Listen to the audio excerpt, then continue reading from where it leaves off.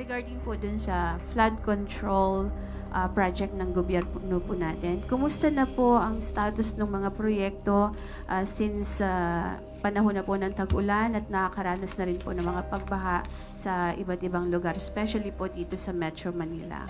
Sa ngayon po ay wala pa po akong detalye at hindi pa po natin nakakausap si Secretary Bonoan. Pero malamang po by next week ay makakakuha na po ako ng detalye. Ang nasa akin lamang po ngayon ay ang kanilang naging trabaho dito sa Tangos, Tansa Navigational Gate, at nagulat na rin po, nagbigay na rin ng ulat itong si Representative Toby Tiangco, at nakikipag-ugnayan nga daw po ang DPWH sa pamumuno po ni Secretary Manuel Bonoan, at ito po ay matatapos na po, magiging fully operational na po itong floodgate na to sa July 1. Inayos po nila ito para po maibsan naman po ang pagtaas or ang pagbaha sa nasabing lugar, lalo-lalo na po pag high tide. So yun lamang po muna ang aking maiuulat, but pinapangako ko po pag nagkaroon na po ako ng detalye patungkol sa project ay ibibigay ko po sa inyo agad. Maraming salamat, Eden. Next question, Luisa Cabato, Inquirer.net. Good afternoon po, Yusek. Kahapon po pinunan ni Vice President Sara Duterte yung pag-lead ni Pangulo sa incineration ng drugs sa Tarlac, sa Capas Tarlac. And sabi po niya, hindi trabaho ng presidente ang pag-photo op sa nahuli na drugs at mag-photo op sa pagsira ng nahuli na drugs.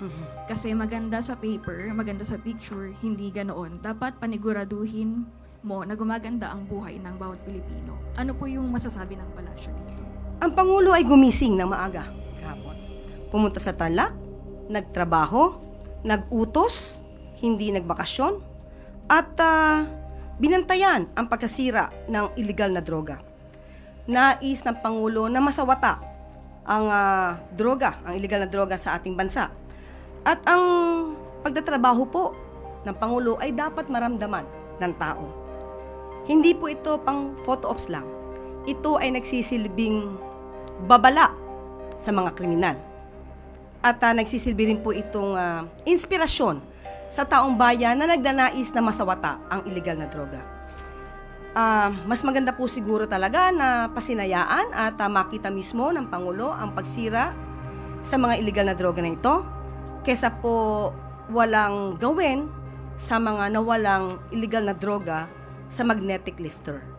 Kailan nga po ito nawala? 2018? Yan. At baka po nakalimutan din po ng Vice Presidente na ang kanyang ama ay nagkaroon din po ng pagwi-witness sa incineration ng 7.51 billion dangerous drugs sa Cavite. Ito po, baka po nakalimutan niya po ito. Baka pwede nating palakihan. Kailan po ba ito? Wait lang. 2020 lamang. So, baka nakalimutan po ito ni Vice Presidente. So, ang pagtatrabaho po naman ay hindi dapat itago. Dapat nakikita ng taong bayan. Dapat nagre-report ang Pangulo sa taong bayan.